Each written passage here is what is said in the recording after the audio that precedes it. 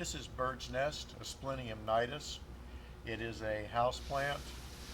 You could grow it in the southern part of Florida, probably the southern part of California, uh, Houston, maybe south of Houston, but that's really about it.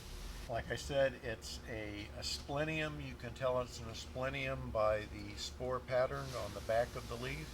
You can tell Asplenium nidus, which is bird's nest, from Japanese bird's nest, which is Asplenium antiquum, because the Asplenium nidus, or the regular bird's nest, the frond actually widens and then narrows again, whereas the Japanese bird's nest, Asplenium antiquum, is going to be very, very, very uniform as far as width is concerned.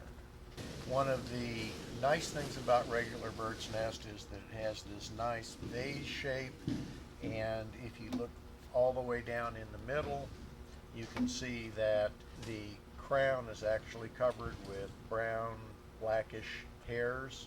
As the plant gets older, the center actually gets larger and larger and larger.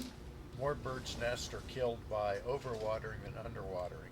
This is an epiphyte that grows on the sides of trees, on branches, that sort of thing. It does not generally grow in soil, so it likes very, very sharp drainage. If you water this too much, you will end up killing the roots. Uh, the bird's nests are also very, very sensitive to humidity and to soil moisture changes.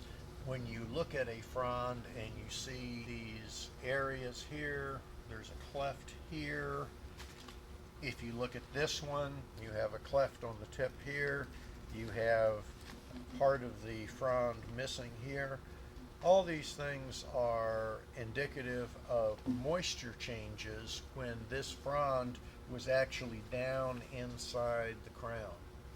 So at some point in time, this particular plant, and you can see that this frond, and this frond are all about the same age.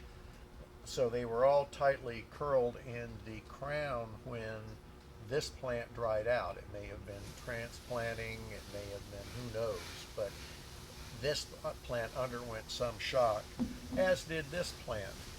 Has undergone some shock, and it has actually marked the leaves. If you start seeing leaves that are marked like this, then you have to start looking at the roots, because the roots may have something wrong with them, which means the plant is not getting enough water. Anyway, this plant is a great house plant.